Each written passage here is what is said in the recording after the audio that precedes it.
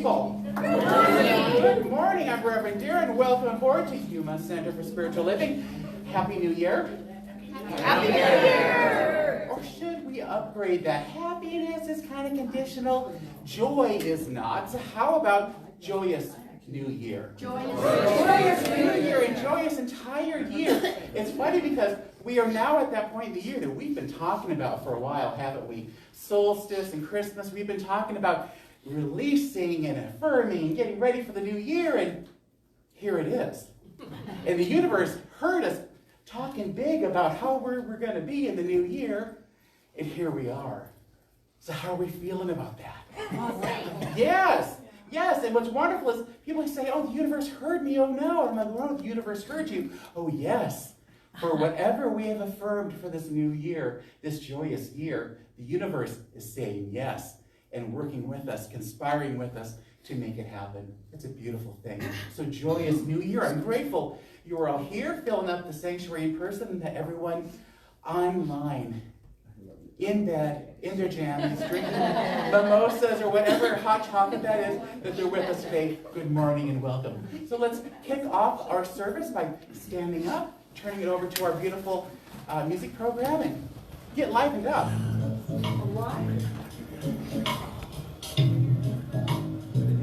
Don't worry if you Does she always do that? Yes, she goes to the back of the room so she can dance. Something wonderful, something wonderful is happening to me right here, right now.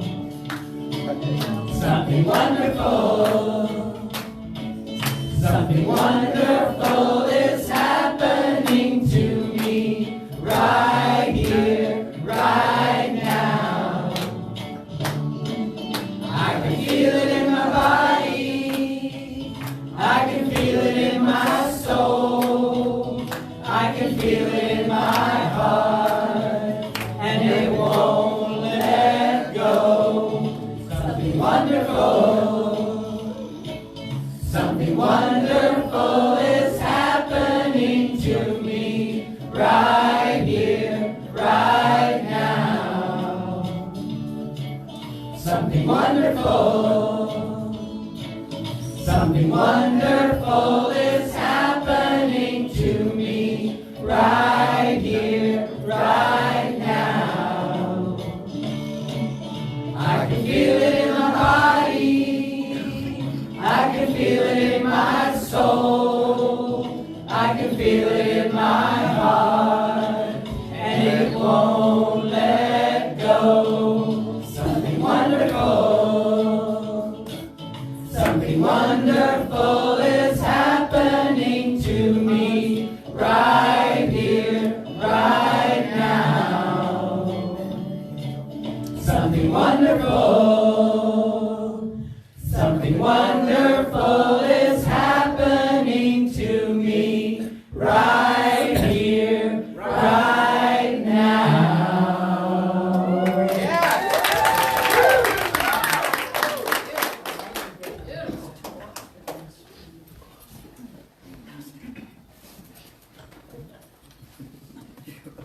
Bam! And that is how it's done. Good job singing too. And now to share a reading by Dr. Ernest Holmes, the founder of our movement. Welcome to the pulpit, Miss Anna.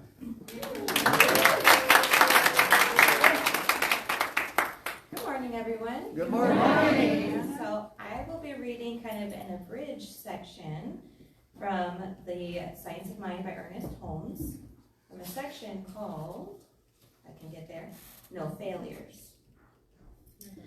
We erase any idea of failure. Now here is where it looks as if one were not telling the truth to himself, but he is declaring the truth about the spirit that indwells him. This spirit never fails. Affirm this until it is a very part of your being. This word blots out from the book of my remembrance any sense of lack, limitation, want, or fear of failure. There is no failure, no person to fail. Failure is neither person, place, nor thing. It is a false thought and has no truth in it. It is a belief in lack, and there is no lack. It is a belief in limitation which does not exist. Your word, which is one with the infinite life, has been spoken in calm trust. It will be taken up at once, and it will be operated on. Perfect is the pattern, and perfect will be the result. Your word is now establishing it forever. See this, feel it, know it. You are now encompassed by perfect life, by infinite activity, by all power, by all guidance. The power of the Spirit is supplying you with all good. It is filling you with life and love. Never depend upon people or say that things must come from this or that source. It makes no difference where things come from. Say that they are. And let them come from where they may. And then if something occurs which points to a place for them to come from, it is correct to say, if this is the place, then there is nothing which can hinder. Nothing moves but mind. God makes things through the direct act of becoming the things which he creates. This is what we do, for our thought becomes a thing thought of. The thought and a thing are one in reality. What a man has and what he is the result of the subjective state of his thought. Keep on subjectifying thought until the balance of consciousness is on the affirmative side, and nothing can hinder it from demonstrating. This is inevitable, for this is the way the law operates. A good meditation for opportunity is the following. My opportunities are unlimited. There is a divine urge to express. It permeates me and fills all space and all people. All of my affairs are in its hands. To it are clearly visible the best ways, methods, and means for my greater expression. I leave my affairs in the hands of this principle, and I cooperate with it. Today, the possibilities of my experience are unlimited. The Spirit flows through me, inspiring me and sustaining that inspiration. I have ability and talent, and I am busy using them. This talent is divinely sustained and marketed under a universal plan of right action. Life lies open to me, rich, full, abundant. My thought, which is my key to life, opens all doors for me. I am the one with infinity, divinity. I realize this unity. I proceed on my way as one who knows that God goes with him into an eternal day of infinite privilege.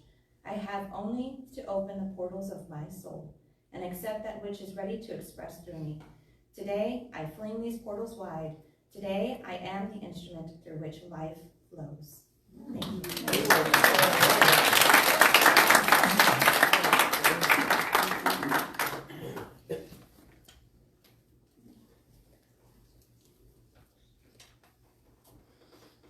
I apologize because I still have a lingering cough.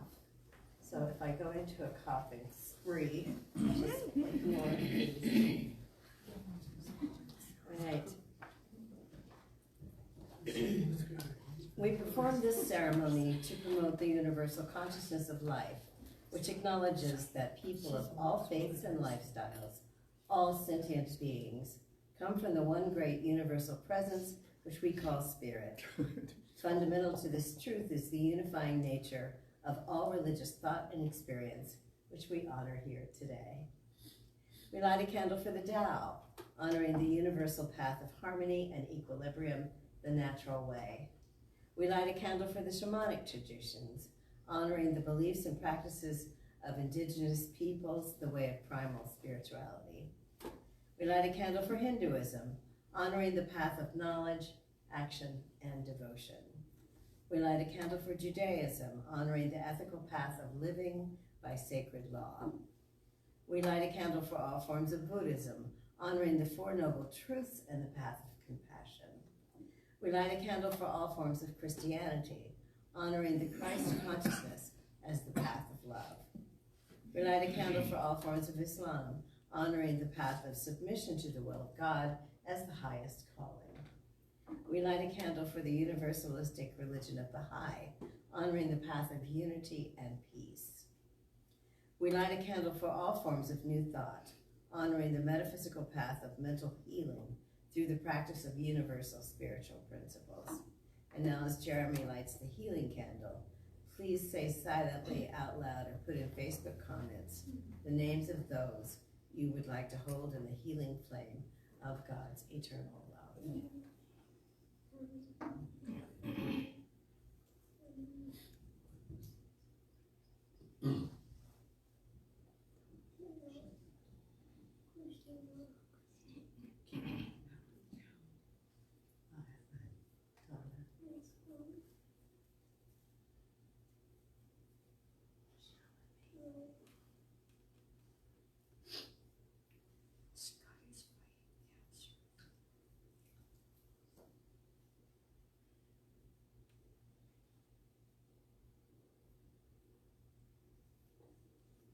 as we stand here in this holy climate, feeling the spirit that is in this room, knowing that God is all there is, knowing that each and every one of us are of God, closer than our breath, always available. All this promise, all this love, all this joy that is given to us freely and gladly. We know that for each and every person that was brought into the light today, they have this same God dwelling within them. They are that close to perfect life.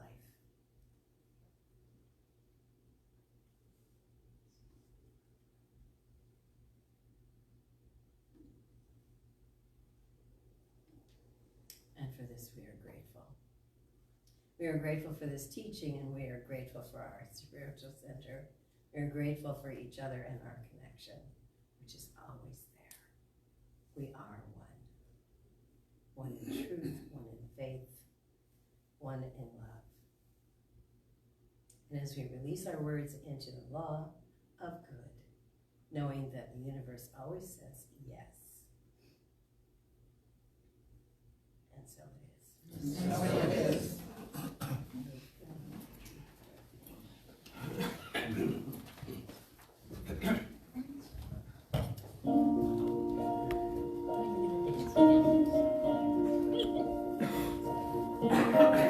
God is life and I am life. God is life and I am life. God is light and I am light. God is light and I am light. God is joy and I am joy. God is joy and I am joy. God is love and I am love. God is love and I am love. God is peace and I am peace. God is peace and I am peace. God is beauty and I am beauty. God is beauty and I am beauty. God is power and I am power. God is power and I am power. God is good, yes, God is good. God is good, yes, God is. All these things God is. All these things I am. All these things God is. All these things I am. All these things God is. All these things I am. All these things God is. All these things I am. God is good.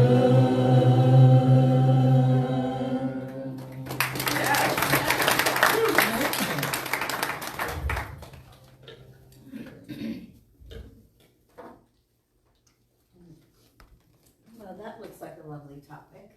Okay. Going up. Of God. Yes. And we know who's going to bring us that message. It's our beautiful Reverend Darin. And I'm going to call him up here in a second, but first I'm going to say.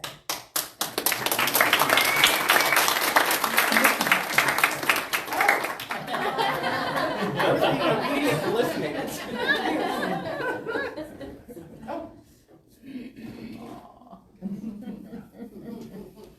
And we all have a special place in our time together, but Carolyn was with me through ministerial school and through all the testing I had to do. So she knows, we know each other. After I graduated from ministerial school, there was 30 hours of online testing that I had to do with her watching to make sure I didn't cheat. So, if you know Carolyn, she is not a shrinking violet, so she would have taken care of me if she'd seen anything. So, thank you for the role you played. Thank you. It's exciting that it finally is our joyous new year. Thank goodness. Some people dread this time of year. I look forward to it. Letting go of the last one, what we didn't want, being clear about what we do want, and stepping into something that works better for us, like that.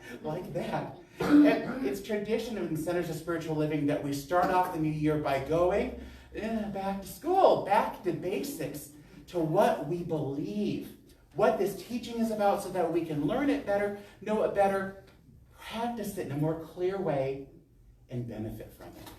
You know, a lot of tradition of religion is all about doing what they say, kind of what they want for that benefit.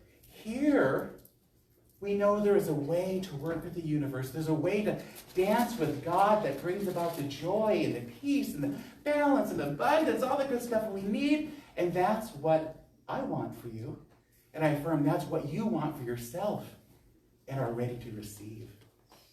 And when we start in the beginning with Science of Mind, we've got to start with God, the big one. There's a story that I love. One of my colleagues, her name was Reverend Kathleen Geyer. She told the story once that when she met her great nephew for the first time, newborn baby, tiny baby, you know, cute and sweet and all, and he was crying his butt off. He was just screaming and freaking out. She thought, oh my gosh, what do I do? So she takes this child in her arms, and she intuitively does something that she had never done before. She looked at that child and said, tell me about God. I forgot.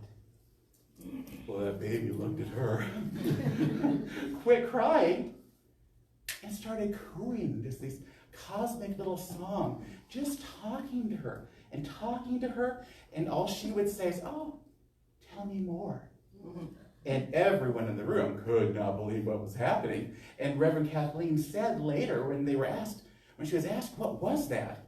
Was that real? Could you understand what he was saying? And she said, yes, but in a different way. That there was a spiritual connection, that there was a divine communication happening. And what's interesting, as that little baby was talking to her, telling her about God, the issue wasn't that the baby hadn't learned our language yet. It's that adult Kathleen had forgotten the God language, or at least not remembered it as clearly. Isn't that powerful? Haven't you ever seen kids do that? Where you're like, this little fresh booger right out of the box remembers its maker, is more clear. And that to me is inspiring. That to me reminds us all that we can wake up and remember that. Because remembering God at that deep spiritual level, that easy level, that natural level, that beautiful level, babies do that. And we do too at the level of our soul. But doesn't it kind of get tricky as we grow up? Life becomes a little bit more complicated. Our lives become noisier and fuller with lots of spinning, shining things and honking things and, deadlines and stuff. And we kind of forget, don't we? But that it's there. And the goal of our life, really, is to wake up to that remembering in a way that's so full and so rich that it can guide us, bless us, and inspire us toward a life that's better for us. How about with more joy, more peace? And I always say, not perfect, but how about better? How about better than last year? Happier, more joyful, with more health. The trick for humanity, though, especially as we know our history, humanity's looked for God in the wrong place for a very long time, and unfortunately has gotten God wrong very often. More about that. So the goal of Science of Mind, with Dr. Holmes, if you could ask him right now, what's the one thing you want for everyone, is for us to know to look within to find God. No chasing, no having to go out there and strive for it, no having to search for it, that God is within us to find all those qualities of, again, peace, of connection, inspiration, prosperity, joy, and health. And that the beautiful thing is that God doesn't offer these. That's what God is. And it's within us. And it's all around us. And it's simply waiting for us to put it to work. I love that. The analogy that came to me one time is that since God is everything and everything happening, God is the mountain, God is the mountain climber, and God is the climb. the experience too. All of it come together. It's this beautiful availability, this everywhere presence. And to me, that's comforting. That's warm. And we're going to talk about how this God is a little bit different than the one we probably all grew up with. And I love that. That people will say sometimes, oh, it's not a God we can see. Well, no, it's not a God that can walk in here. And if it did, I might, I might shriek. It's a God we can feel.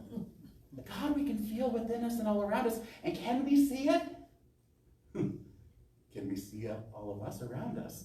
Can we see the beauty of life? Yes, we can. You know, they talk about hiding in plain sight. Well, that's where God is.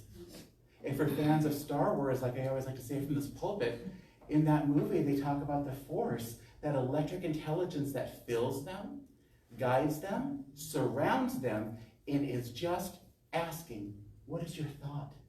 What is your choice? How easy do you want this to be? How hard do you want this to be?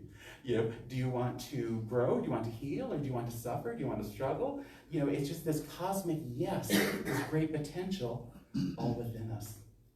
The great John Lennon has a wonderful quote that I want to share. He said, I believe in God, but not as one thing, not as an old man in the sky.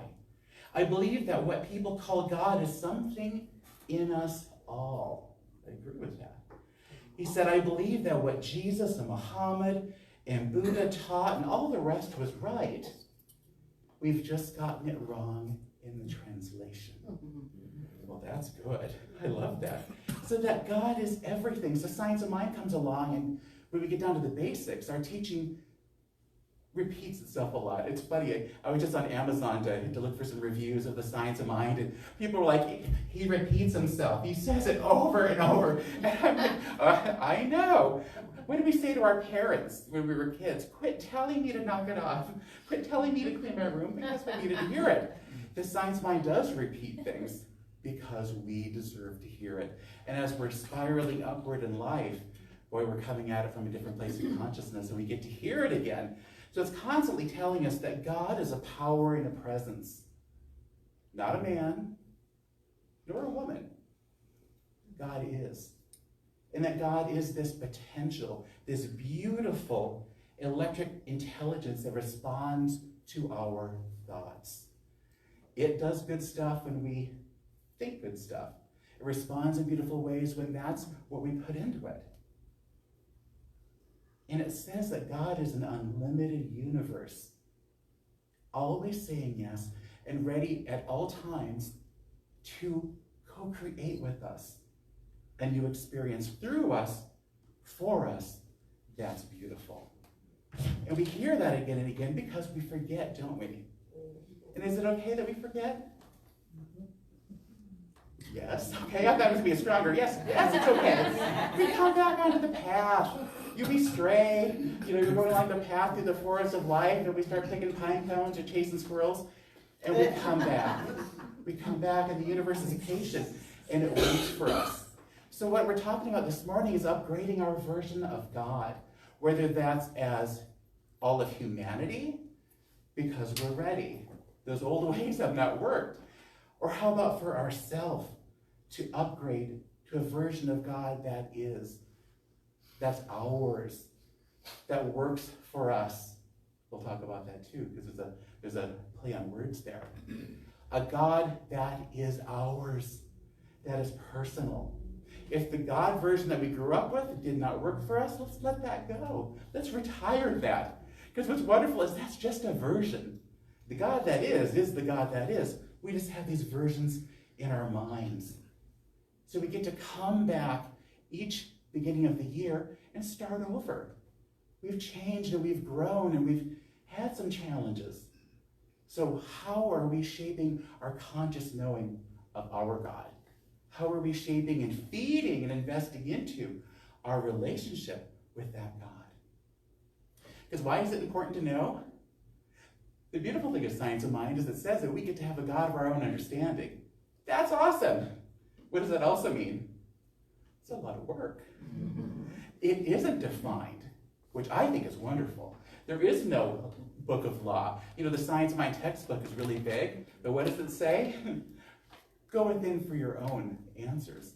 It doesn't tell us.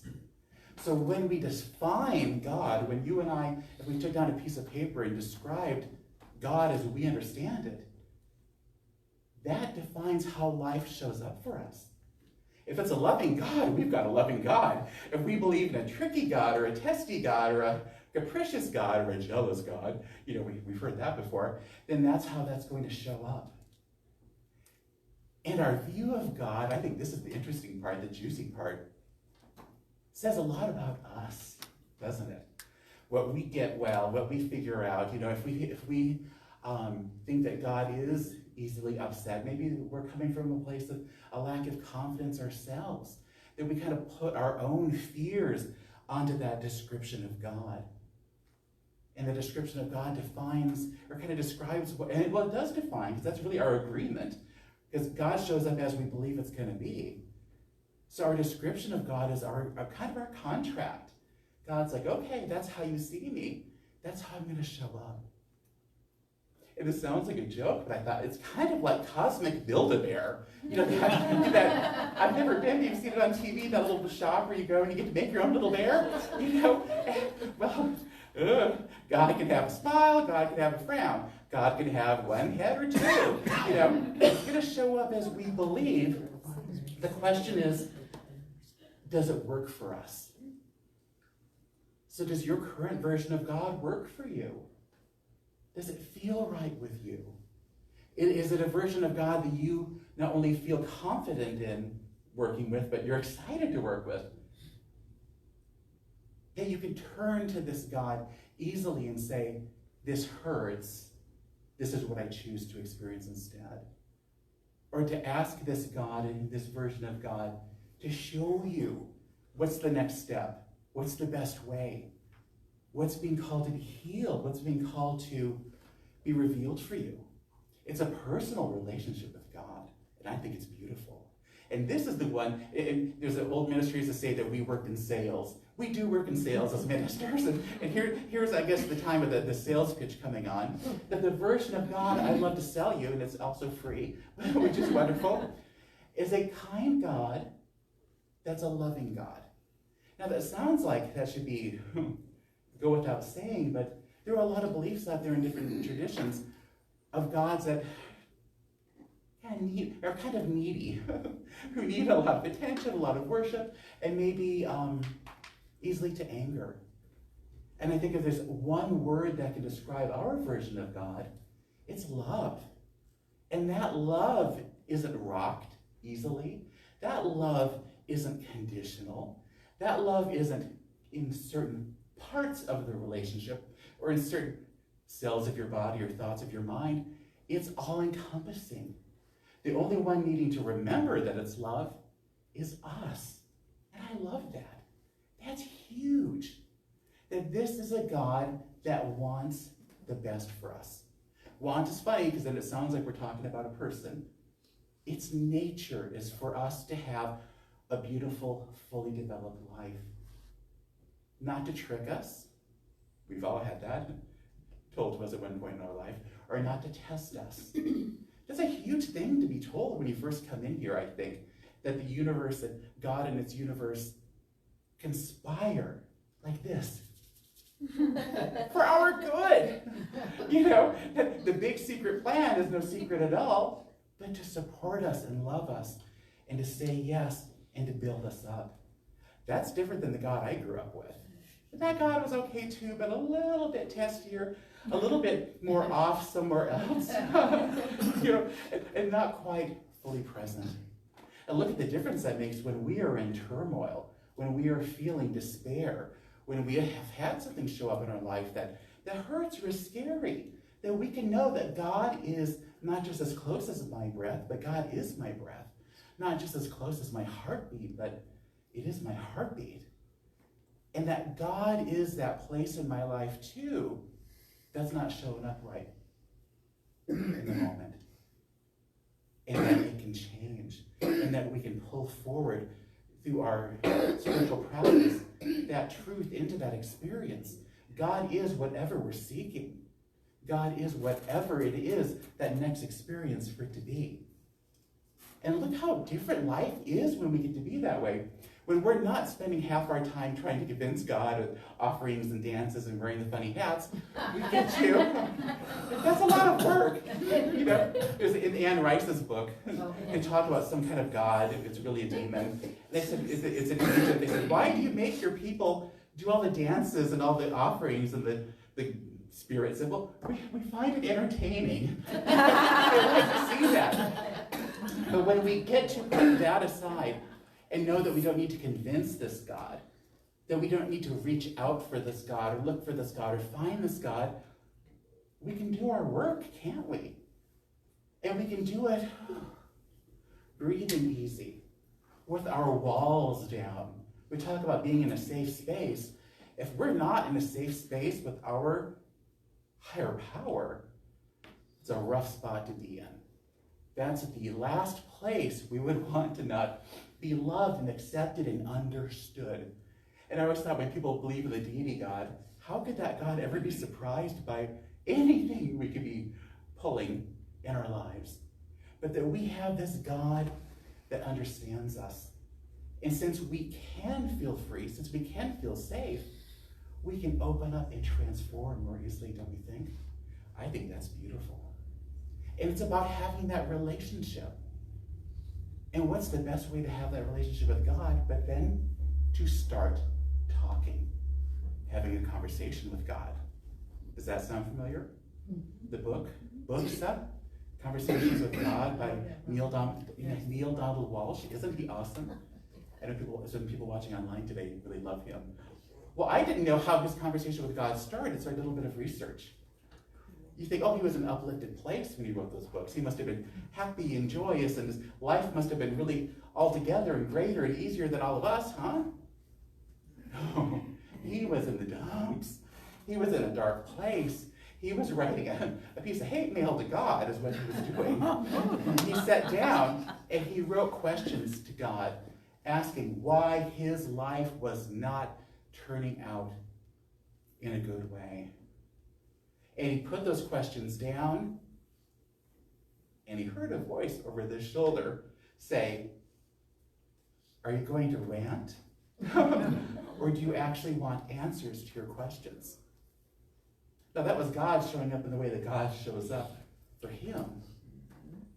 And into his mind, into his consciousness, came answers to those questions, and that's how he developed the books that he has today.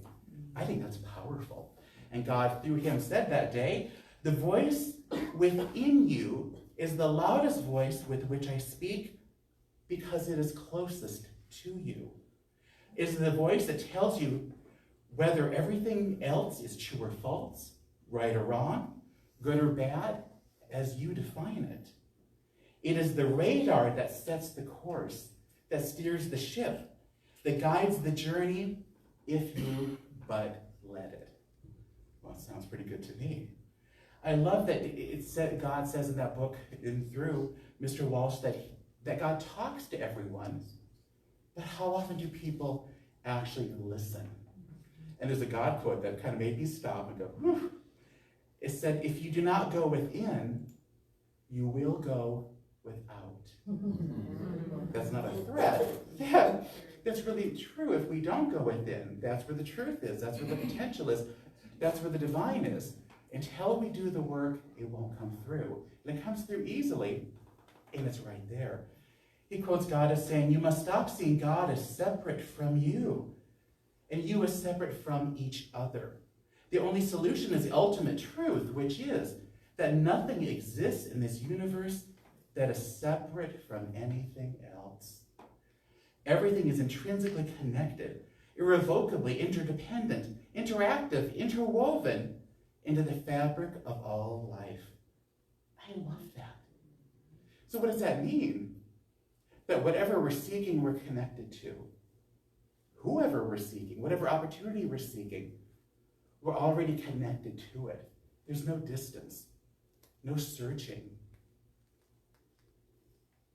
Also, anyone we're having trouble with, we're struggling with, any situation, we're connected to that too.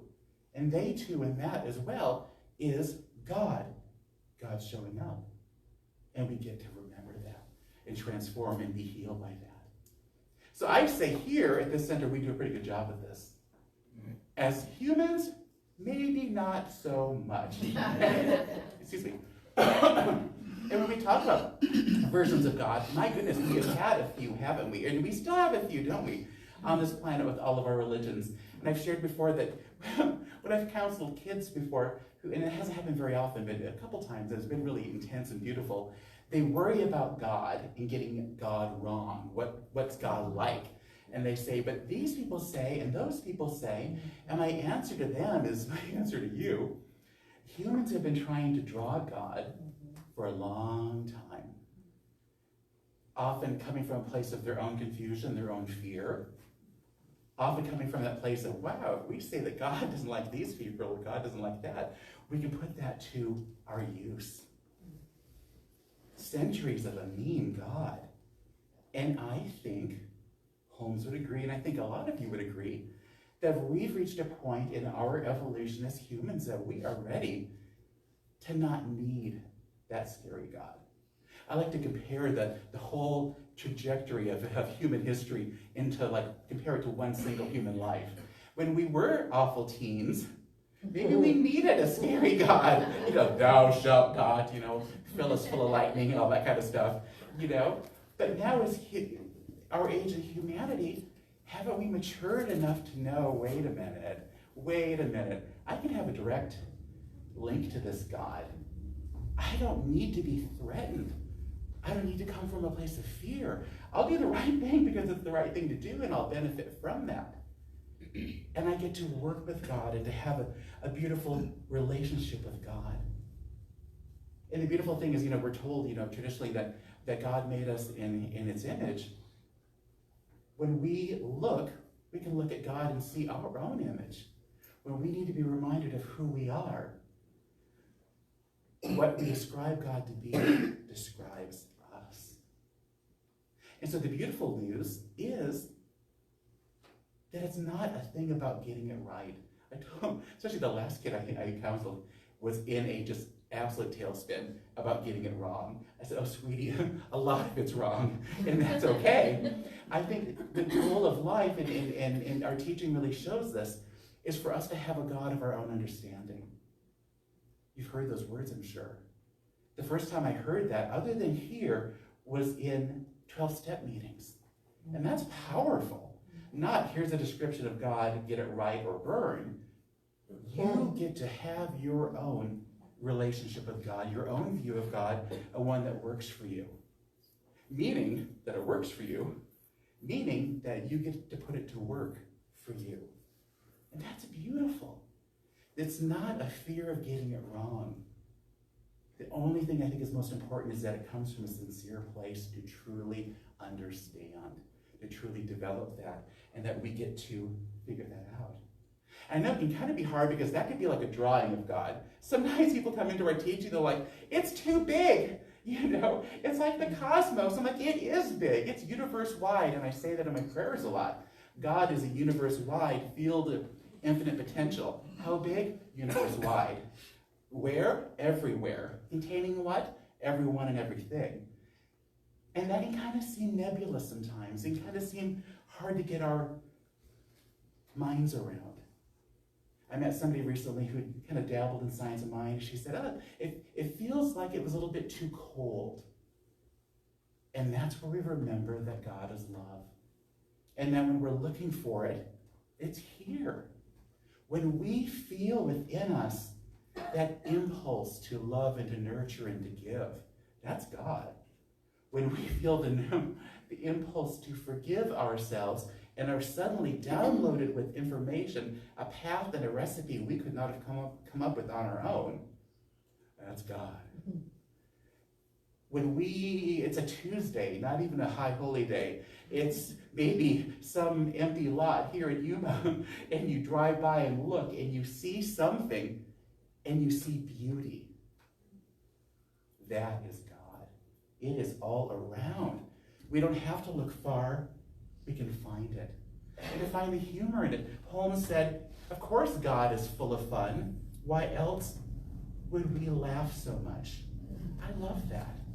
to look at ourselves to find creation, and to ask kids, to keep asking kids. There was a book, I love this, Monica Parker wrote a book called OMG, How Children See God. So she interviewed kids, which was cool, because it started with a conversation with her little boy who asked, about God, and she said, God is life within everyone, from the bugs and the bees to all of us. And she said the next day he came running into the house, I know who knows God. And she said, well, who? And he said, the doctors who cut people open, they see God. Well, that is really true. A little literal, but it's true. But I love some of the answers. This little boy named Dylan said, I don't think God sleeps at night because he helps people in the nighttime, because that's when they get into car accidents and stuff. That's sweet. But again, it's a helpful availability. Yuma, 11, said God lives, now this one is a little mystic. I imagine her in Lotus Toes on a mountain. She says, God lives wherever you imagine. To believe in God, you need to imagine. God does anything you can imagine. Says Reverend Yuma. I mean, she just nailed it. And in that book, I just found it so great exploring this wisdom from children. Funny comments like this little boy named Manny who says, my mom talks to God anytime we need money. Smart mama, though. Deep again, this little boy named Solomon who said, God makes light and dark. He makes people and animals. He makes stars shine and makes people do good things. Except the God in my head makes me do bad things. Maybe, he says, I should get a nicer God in my head. But why, little Solomon? And the last one I want to share is really touching. It's a little boy named Max, 8, who said to the author, and he's speaking to God, he says, my father never believed in you, but my mother did. But then she got sick, and now he prays to you, but my mom doesn't anymore. Oof, that is a bit touched. That is deep. And we get to have our own understanding. And it's beautiful that it's going to show up in different ways. You're going to describe your God experience as something completely different than somebody else. And I came across a new term for me, theophanies. It's in religious science, how God shows up in ways that will be understood by that person. Whether it is by the song coming on the stereo, whether it's the friend sharing some advice, whether it's direct download of just knowing of information, whether it's through symbols or poetry, that it's God showing up in the way that we need and deserve. The language, the form. I think I've shared with you when I first got on this path, God was funny, but I needed that. I needed to be shown. Nothing to be afraid of here. Nothing to be afraid of. Have a relationship, open up, and let's know each other. So a God that works for us in both ways. A God we can understand, a God we can embrace, and a God that we can work with in this upcoming year and all the years to come to bring about what we want, to get to know ourselves, to truly know ourselves, to heal old beliefs, and to manifest the fun stuff, manifest the beautiful stuff. Take Foundations class with me if you haven't before. Start that conversation with God.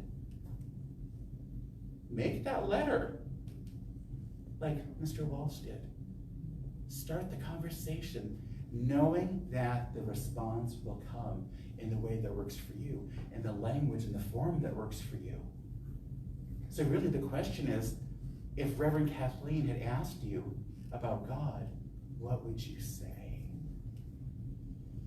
And what are you right now being called to work with God, to release, to reveal, to manifest? Just know this is exciting work. Know it's already done in the mind of God. And this year is your year, your joyous year, your time of upgrading, your version of God, and living the incredible life that you deserve. And so it is. So it is.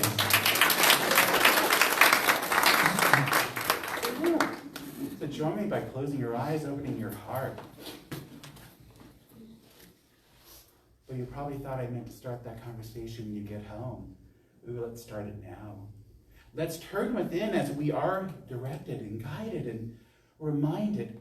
Turn within and see and feel and know and experience God that is within us, as us, that very creator of this universe that made each of us, that dwells within each of us, emanating, glowing, illuminated, being right there as love, as joy, as peace, as balance, as all those wonderful ingredients of life that is God within us.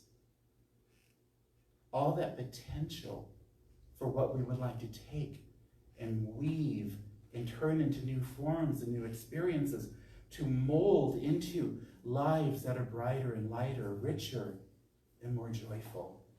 It is within us. It is loving us, and it is love. And its answer already is yes. And where we may not know ourselves, it knows. Where we may sometimes be confused, it is clear always.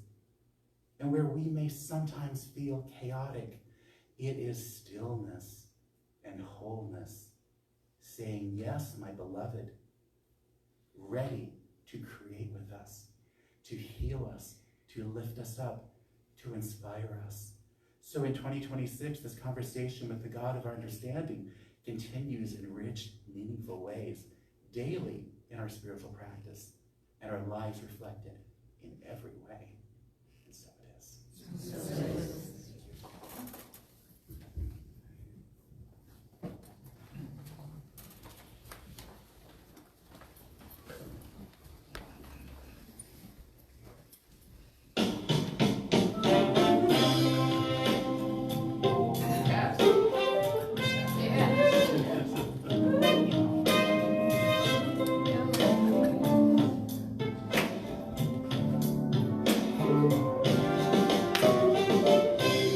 I could see peace instead of this. I could see peace instead of this. I could see peace instead of this. So I could see peace instead of this. Everybody. I could see peace instead of this. I could see peace instead of this. I could see peace instead of this. I could see peace instead of this. When I feel lost and I don't know where to go, it's always up to me. What I focus on will grow. I could choose love, or I could choose fear. But if I wanna be happy, the answer's so clear. I could see peace instead of this. I could see peace instead of this. I could see peace instead of this. Oh, I could see peace instead of this. When I'm troubled and feeling so alone, love is always with me, and grace will bring me home. Love is a healer. Love is all I see each and every day. Love is who I want to be. I could see love instead of this. I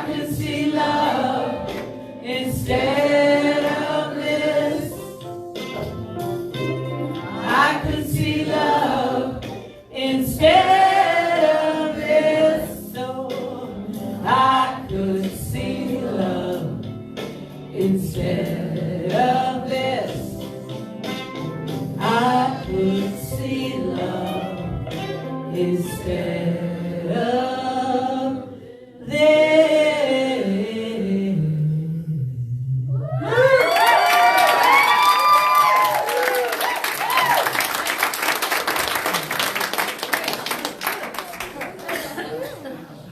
She's hired.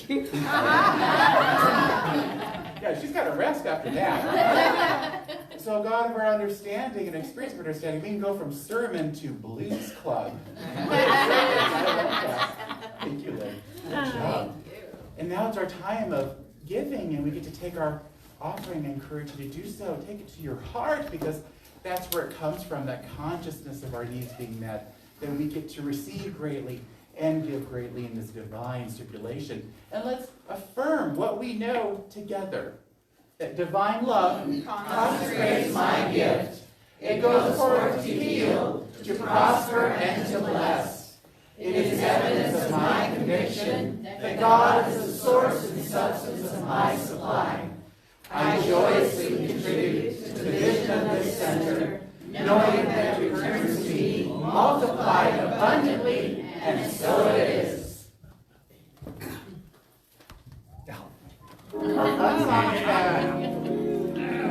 This has to be next, right?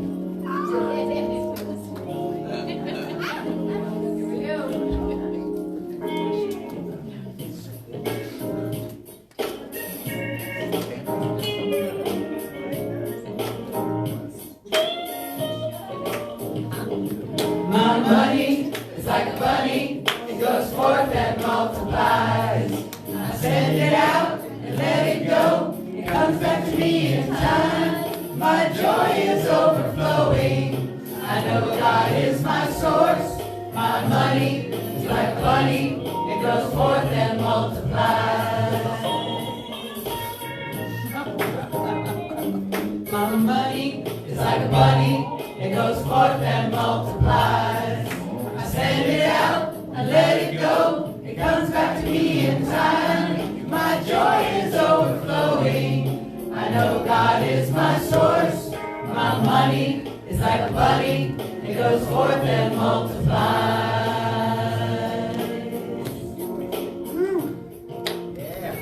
Yes. What a little metaphysical lesson there, that what we give out comes back to us, and as I always joke, metaphysical math, it comes back bigger and better. Thank you for that song. But we first started, Lynn said, is that okay? And I'm like, it's not okay, it's great. And isn't it nice if we get to mix prosperity with humor? Because we know our needs are met, so why not laugh? Why not be happy? Great job. So everyone watching online too, you can go to YumaCSL.com and give safely and securely, which is wonderful. Thank you for that, and thank you for all of this, your support of our center. Awesome.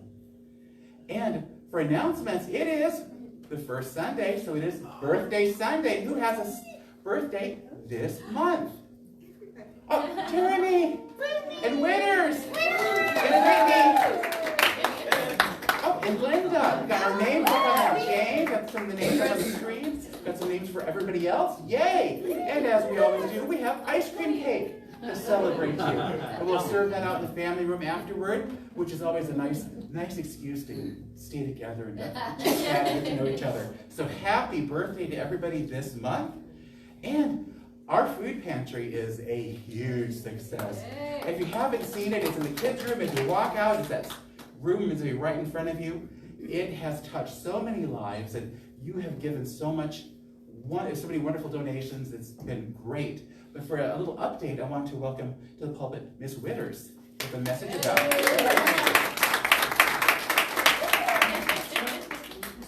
All right, safe space. She listened. We now have a suggestion box and a donation box in the food pantry for anybody who wants to give like gift cards to Fry's for fresh, fruits, vegetables, and things like that for hot meals, like Subway cards or whatever.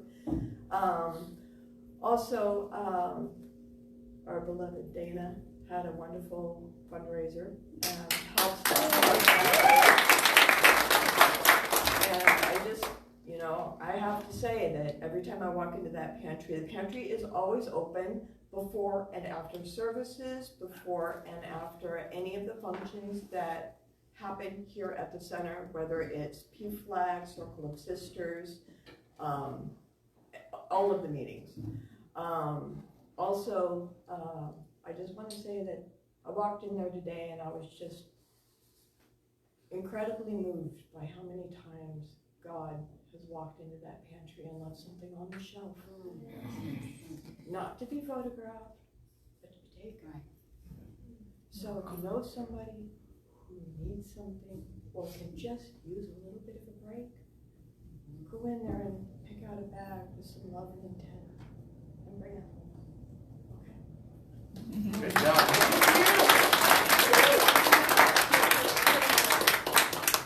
And as a reminder, it's not just there for all of us to donate, but to benefit from, like Ritter said. If that is something you need, that's why it's nice that it's open. People are kind of coming, people are going. It's a safe space to go and get what you need. And it's got a great selection in there. Wonderful stuff. And if you haven't seen it, go check it out. And again, that reminder, that box for suggestions, that's in case somebody has a food preference, a food allergy or need that we may not know about, that we can just be more educated in what we offer in knowing what we can donate. So that's perfect. And next Sunday is Second Sunday Lunch, and we're going somewhere. Has not yet been revealed. But the Reverend Darin knows it's going to be somewhere with outdoor seating. Man, we're not going to be in some place with no windows when it's this beautiful. So stay tuned. We're going to have that. I can make a suggestion, and that's the Lemon Grove. Yeah. Okay. Let's go to Lemon Grove. Either one. Yeah, we'll figure out which location. So so lunch, then we got to figure that out and get that announced. And we have kicked off Science of Mind cover to cover, where we are eating an elephant one bite at a time. We're reading the big book that started our whole teaching. This is a Facebook page. If you want to take a picture, if you do a search for it and look for it, that's what you'll find. And on that page, I give the link to reading guides that show you page by page different selections to bit by bit read and explore this beautiful, beautiful book. And what's tricky is it doesn't start with page 1 and keep going, so that it starts where we think the journey starts better. And what's nice is so many people are already sharing their aha moments, they're sharing some of their questions on this.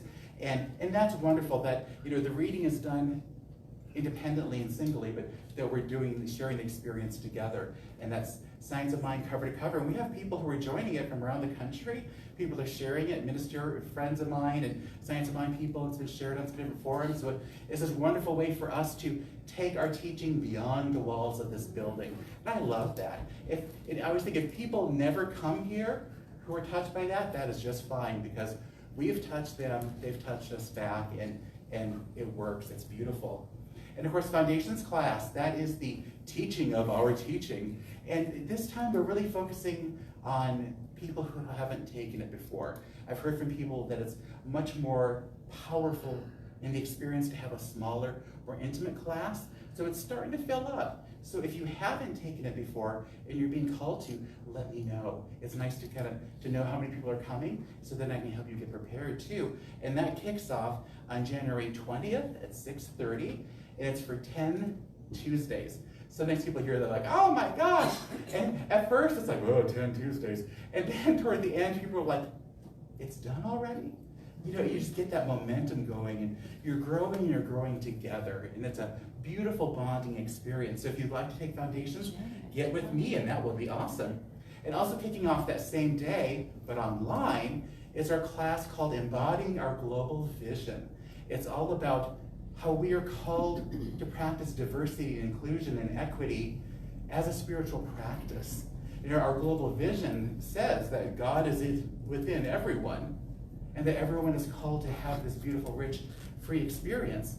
So how can we do that for ourselves and for everyone else? So that class will run January 20th through February 24th, and the teacher, Reverend Victoria Bomberry, she is my concert buddy, and I love Victoria. And even when I wrote her biography, I was shocked at the tremendous depth of her career. She has a doctorate from Stanford. She was a university professor at Stanford, at University of California. She was a university professor for 45 years and has worked in diversity at the national and international levels, has had state and national awards, and she's just a warm, sweet, beautiful person. So she'll be teaching that, and that's all online. So if you want to have more information about that, you want to see Anna, who is the, yay for Anna, she's the TA, the teacher's assistant, and a beautiful waiver, I like that. And then if you want to see me too, because we'll have to tell you where to send an email, and we'll send you the link and everything. And the cost for that, there's no book needed.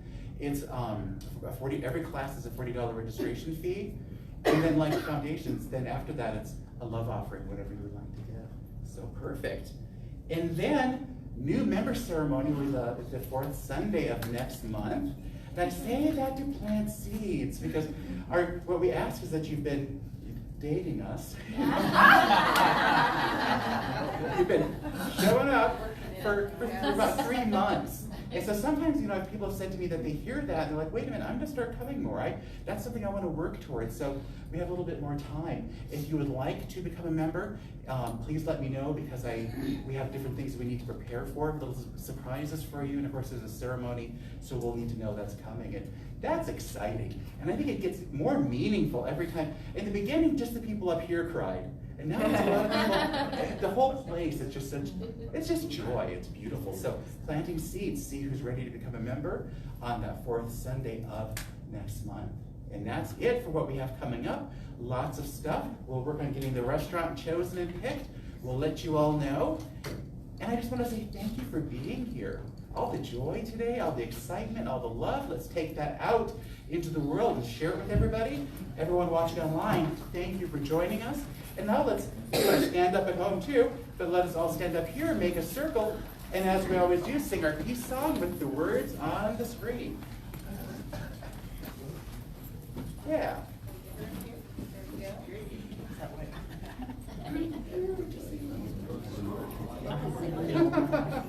That works for me.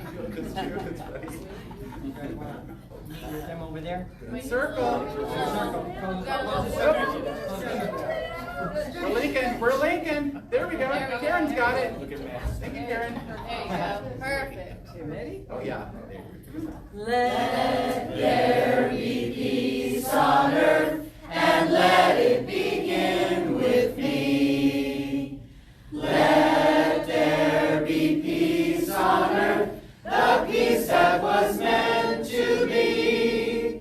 With God as our power, united all are we. Let us walk with each other in perfect harmony. Let peace begin with me. Let this be the moment now. With every step I take, let this be my joyous vow. To take each moment and live each moment in peace eternally. Let there be peace on earth, and let it begin with me. Repeat after me, please. Something wonderful is happening in my life right now. Something wonderful is happening in my life right now. I know it. I know I it. believe it. I believe I it. feel it. I feel I it. accept it. I accept it. Thank you, life. Thank you, life.